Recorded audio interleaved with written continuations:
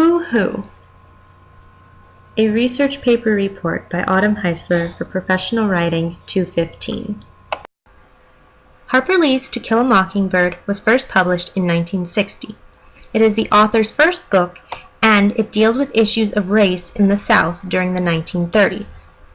The focus of the book is on a family of three. Jean Louise Scout Finch narrates the book as she looks back on her youth.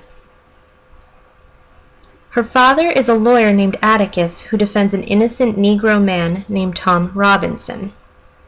Most of the book is Scout remembering her childhood with her brother, Jem. Scout remembers fondly her childhood summers and the mysterious Radley home down the street that sparked both hers and her brother's interest. As we can see, Jean Louise, or Scout, is the narrator of this classic Bildungsroman tale. In literary criticism, a Bildungsroman is a literary genre that focuses on the psychological and moral growth of the protagonist as he or she comes of age. Character growth and change is extremely important. Besides To Kill a Mockingbird, other literature pieces classified as Bildungsromans include The Catcher in the Rye, Jane Eyre, Great Expectations, and even the Harry Potter series. For the children, a good ghost story is fascinating, and having a ghost man living right down the street intrigued them immediately. Scout and Jem spend a majority of the first summer of the novel attempting to get a peek of the mysterious man they would come to know as Boo Radley. Their father Atticus warns them off from bothering the reclusive man, but that doesn't stop the children. During the school year, Scout begins to find gifts for her in a tree knot. It becomes her and Jem's little secret, something they grow to cherish as their own. Readers find out later that these gifts, which include a broken pocket watch, some chewing gum, and soap dolls, are all from Boo. The years come and go, with attempts to get Boo Radley to come out, or even for Boo to invite the children in, but with no such luck.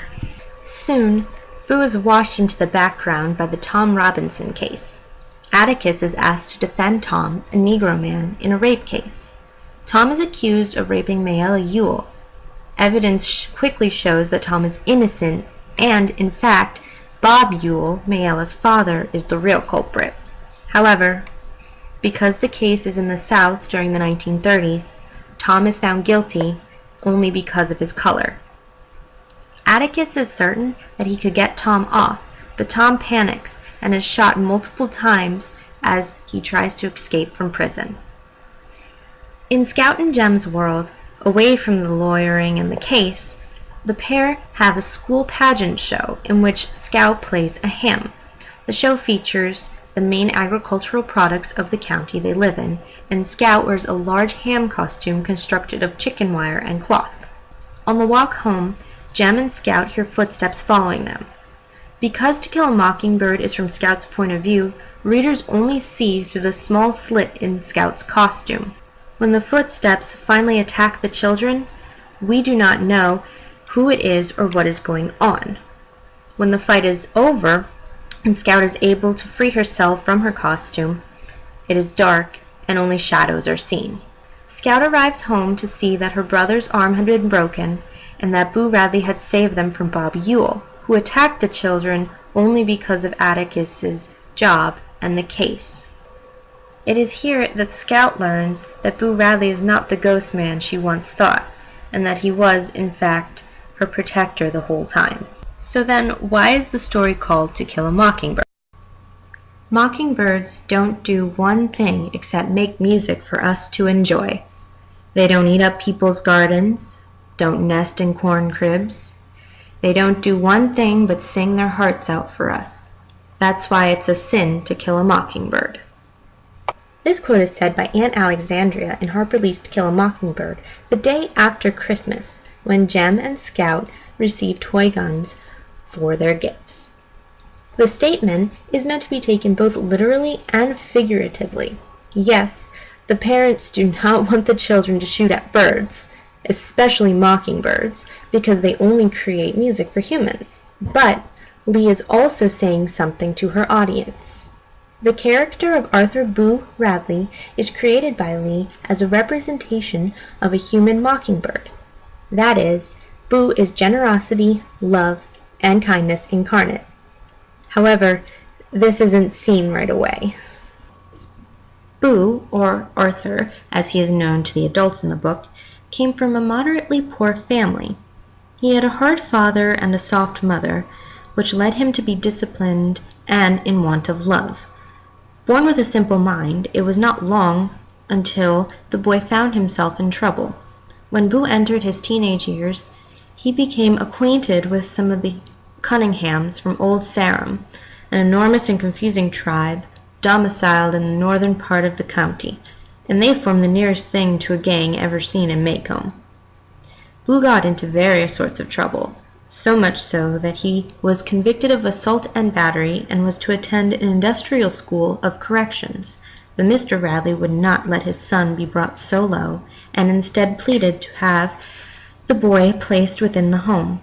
Knowing that Mr. Radley's word was his bond, the judge was glad to release Boo back to his family, where the doors of the Radley house were closed on weekdays as well as Sundays, and Mr. Radley's boy was not seen again for 15 years. This particular character's only physical appearance in Lee's novel lasts between page 302 and page 320 in the edition that I own. How is it then that this literary character is so important to the story if he only has 18 pages to win audiences over? And, on top of that, 18 pages at the end. If we examine the entire contents of To Kill a Mockingbird, then we would come to see that Boo Radley enters the fictitious world of Mockingbird on page 1 and lasts right up until the very last turn of the page. So, is Boo the mockingbird that Lee speaks of? Characters are the life of literature. They are the objects of our curiosity and fascination, affection and dislike, admiration and condemnation. Indeed, so intense is our relationship with literary characters that they often cease to be simply objects. And to me, Boo is no exception. Literary audiences know that Boo Radley is essential to Harper Lee's story because he is expertly weaved in and out of readers' subconscious from the very start. His physical presence is not needed to show just how important he is to the children, and when his presence is shown, he is also the hero of Scout and Jem Finch. What evidence is there that shows that Boo Radley is the mockingbird in To Kill a Mockingbird? If we take a look back at the quote that Aunt Alexandria says to the children about mockingbirds, we as readers can see that mockingbirds in this story and in life only sing, which means they only do good things for humans. Boo leaves a pocket watch, some soap dolls, chewing gum, and a couple of other things in a tree knot just for the children as gifts.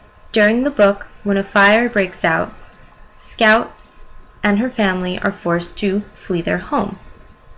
As Scout stands outside of the Radley place, a blanket mysteriously finds its way onto her shoulders.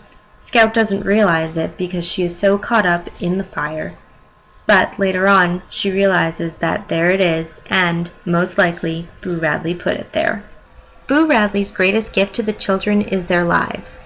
When they are attacked by Bob Ewell, Boo risks everything in order to save his children. This means that Boo only ever does nice things for the children. Boo protects Scout and Jem even when they do not see it happening. His main goal is to keep the two safe. Readers are not caught up in the voice of a small child, but in the reflective voice of an older and wiser woman for a reason. The narrator will remember things certain ways in order to recreate the story she already knows. Boo Radley, then, is mentioned from the start because he is going to be an important part of this child's understanding of life. Part of the Bildungsroman that Harper Lee creates is the fact that Boo Radley starts off as a phantom figure and becomes a heroic mockingbird.